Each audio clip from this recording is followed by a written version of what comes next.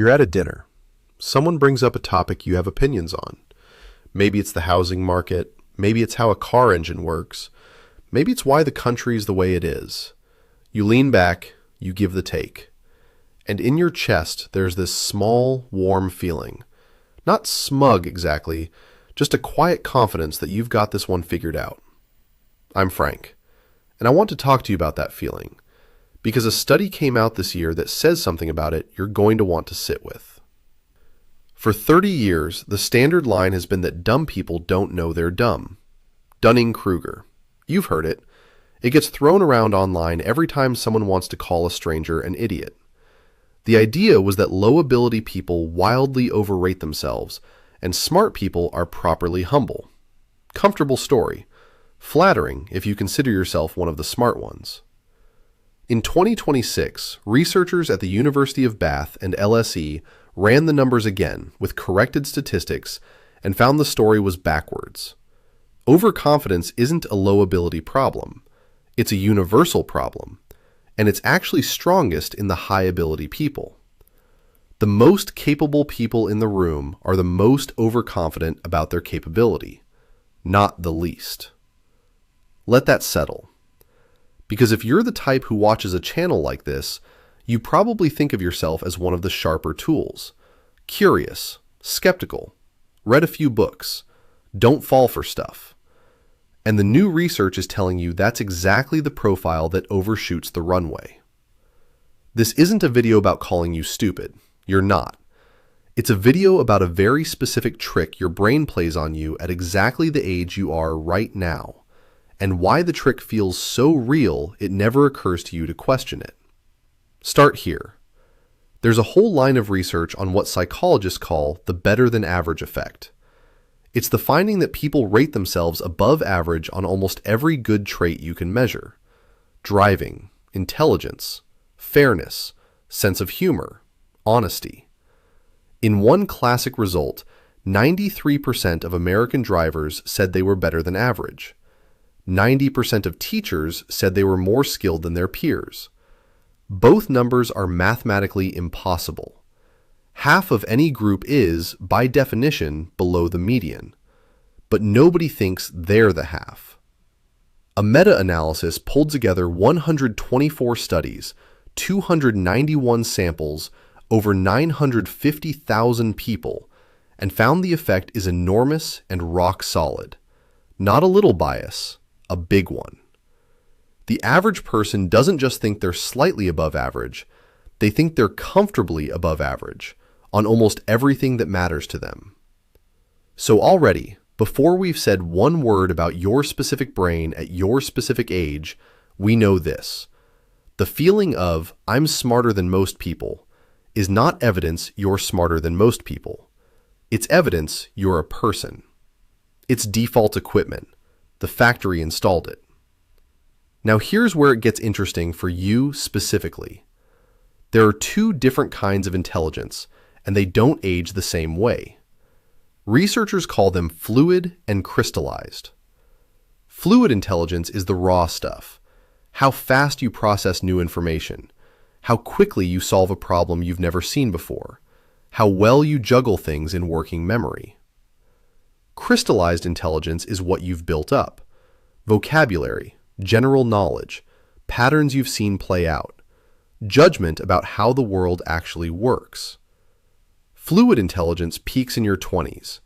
Somewhere between 20 and 29, that number is at its highest, and then it starts to drift down, slowly. Roughly 0.02 standard deviations per year. Which sounds like nothing, but it means by the time you're in your 50s, your raw processing speed is measurably slower than it was when you were 22. Not a little slower, meaningfully slower. And this decline is detectable starting in your late 20s, which is a fun fact nobody wants to hear. Crystallized intelligence, though, that keeps going up. It doesn't peak until your mid-40s to mid-50s, and it stays roughly stable well into your 70s. All that knowledge you've accumulated about how bosses lie, how contractors cut corners, which restaurants close after 2 years, how a bad marriage sounds 3 months before it ends. That stuff is at its absolute maximum right now. So here's the setup. You are, at this exact moment in your life, sitting on the biggest pile of accumulated life knowledge you have ever had. And you are also, at this exact moment, slower at solving brand new problems than you were 25 years ago. Both true. Both happening in the same skull. Your brain does not have a warning light for this. It has no way to tell you, hey, the reason that thing took an hour instead of 10 minutes is not because the problem was hard, it's because you were faster at this in 1997. You just experience, I knew the answer. I got the answer. I'm sharp. Because the crystallized part, the recognition, the pattern match, the I've seen this before, that part fires like a champion. The slow part is invisible to you. And this is where the illusion gets locked in. You feel smarter than you've ever been.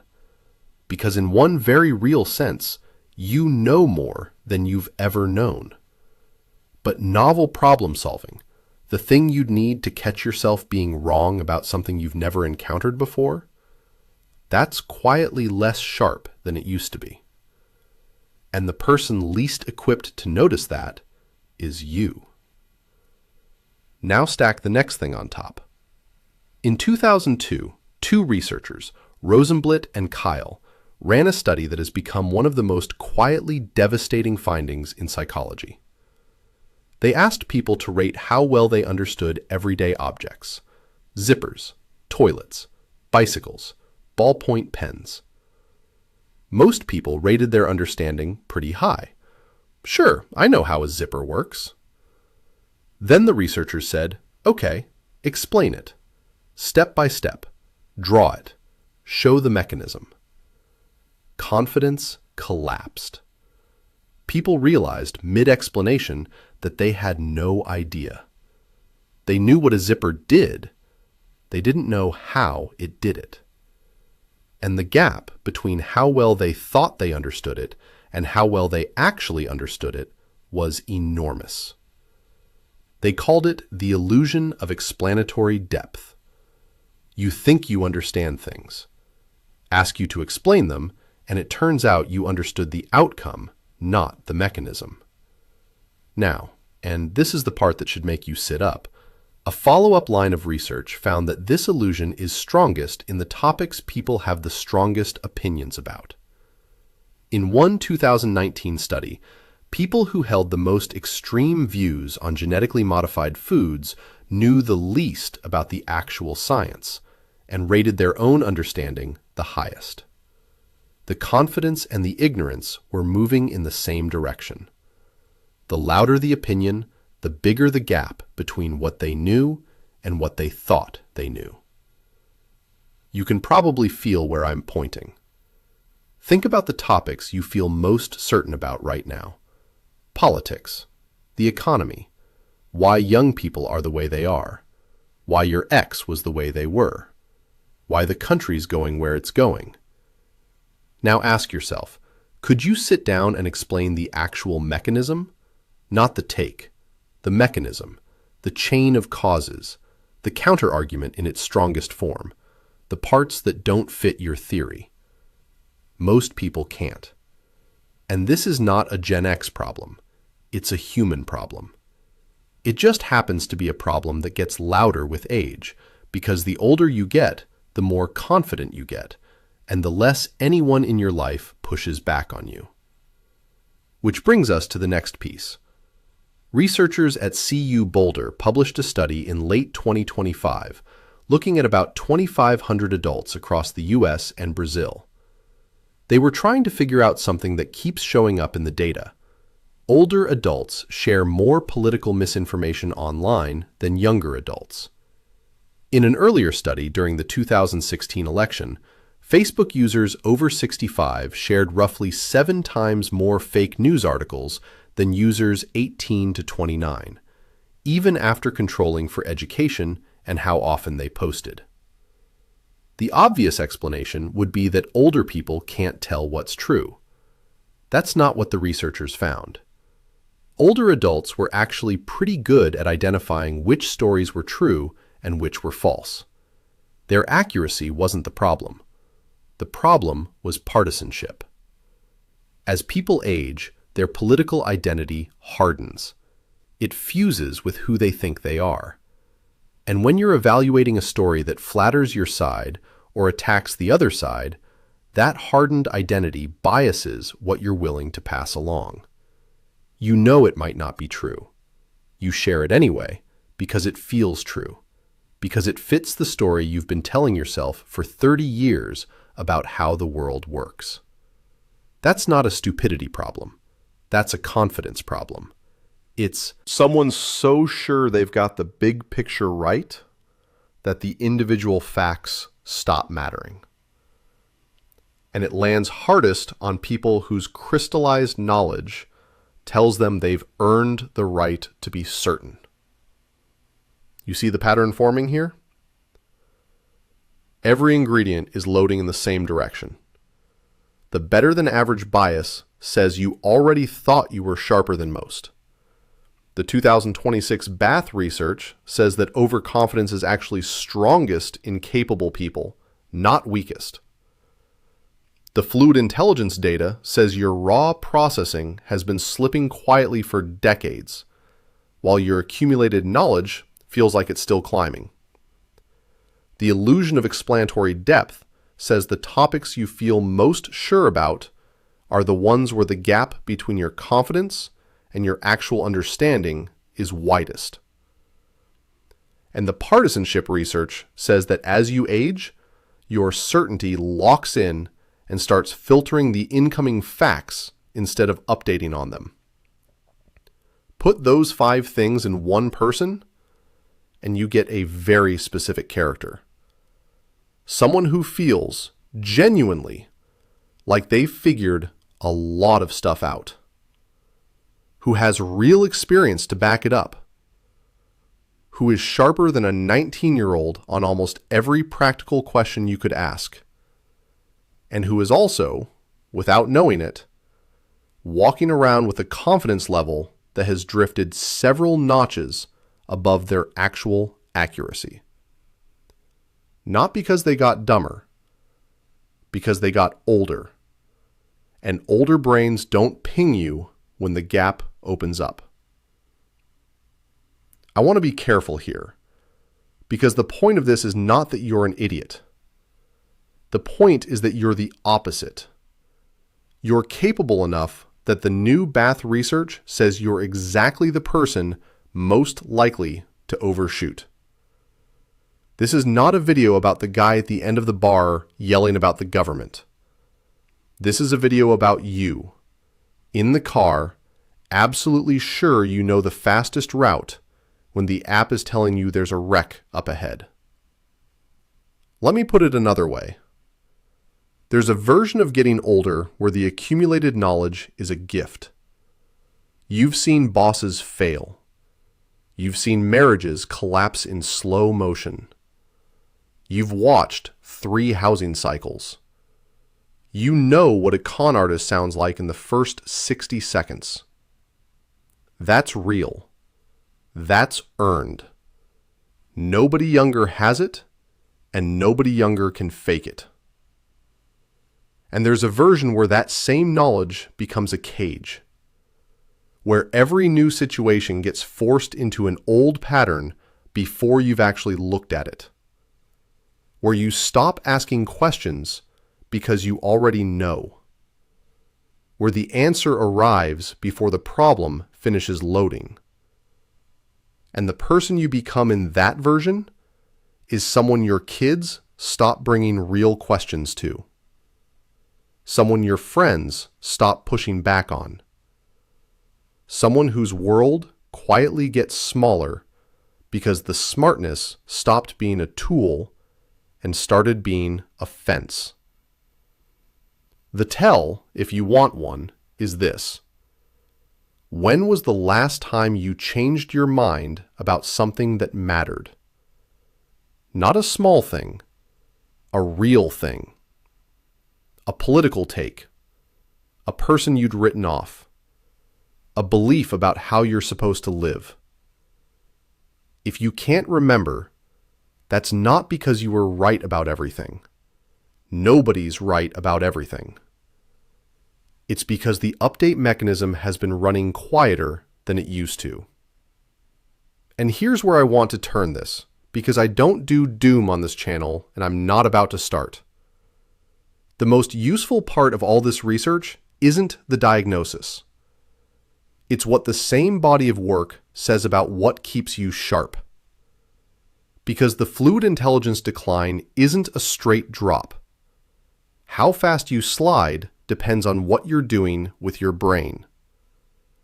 Passive consumption speeds it up. Active engagement slows it way down. Earlier this year, researchers at UC Irvine looked at data from the Health and Retirement Study, about 40,000 people tracked over time. And they weren't just looking at correlation. They designed the study to isolate cause. And they found that early retirement causes substantial cognitive decline. Not just correlates with it, causes it. The people who left the workforce early declined measurably faster than the ones who stayed engaged in work, paid or unpaid, structured or self-directed. Which is a real finding for anyone in your age band right now, because this is exactly the window where a lot of people are thinking about pulling back. Coasting. Winding down. And the data is telling you that the brain treats winding down like shutting off. The muscle that solves new problems needs new problems. If you stop feeding it, it atrophies. And it atrophies fast enough to show up in the numbers. So the fix, if you want to call it that, isn't complicated. Keep putting yourself in front of things that don't already fit your pattern. Take up something you're bad at. Have real arguments with people who disagree with you, and let them finish. When someone gives you a take that scrapes against yours, stay in the discomfort for 1 extra minute before you reach for the response. Try to explain, out loud, how something you have strong opinions about actually works. The whole mechanism, not the conclusion. If it comes out shorter than you expected, that's the illusion of explanatory depth, showing you where your confidence outran your knowledge. And when you catch that gap, this is the important part.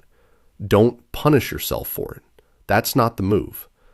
The move is to notice it, get curious, and let it soften the edges of the next opinion. You're not being asked to know less. You're being asked to hold the knowing a little more loosely. Because the actual smart move at your age is not to defend how much you already know. It's to keep the door open for one more update. Every year you keep that door open is a year the machinery keeps working. Every year you shut it, the world gets a little smaller and a little more predictable, until it's small enough that being right about it stops meaning anything at all. The people who age well, and I mean this in the intellectual sense, not the wrinkle sense, are not the ones who are the smartest. They're the ones who never quite finished making up their minds. They kept a shelf for new information. They noticed when they were bored of being right. They laughed when someone caught them in a bad take instead of doubling down. You are, right now, at the exact age where that choice starts to matter more than any other choice you make with your brain. You can spend the next 20 years being the person who knew everything already and getting quietly less accurate every year while feeling more and more sure. Or you can spend them being the person who kept getting curious about how wrong they might be and stayed sharp the whole way through. Nobody's going to hand you a test that tells you which one you're becoming. There's no scoreboard. There's just the small daily question. Did I actually listen to that? Or did I already have my answer loaded before they finished the sentence? The good news is the machinery is still there. The 2026 research on retirement and cognition is telling you the brain responds to engagement right now at your age in real time. You are not late. You are exactly on time. This is the window. So the next time you're at that dinner and someone brings up the topic you have opinions on, and you feel that warm little confidence settle into your chest, just notice it. Don't fight it. Don't beat yourself up. Just clock it, the way you'd clock a familiar song on the radio, and then ask one more question before you give the take. That's the whole thing. That one extra question is the difference between the two versions of the next 20 years. That's it for this one. There's another video waiting on the screen. Go watch that one next. Actually, hold on. Before you click away, sit with this for one more beat, because I don't want you to walk out of here thinking the takeaway is be humble. That's not it. Humble people get run over. The takeaway is sharper than that. The takeaway is that certainty is a feeling, not a fact. It shows up in your body the same way whether you're right or wrong. Your brain does not generate a different sensation for I've got this one nailed versus I've got this one nailed and I'm about to be embarrassed. Same warm confidence, same lean back, same tone of voice. The feeling is not the signal. The feeling is the trap. So use the feeling as a prompt, not a conclusion. When it shows up strong, that's your cue to slow down for 10 seconds, not speed up. That's the whole trick. That's the entire practical upgrade this research gives you. 10 seconds. One more question. One more beat. Go watch the one on the screen. I think you'll like where it goes.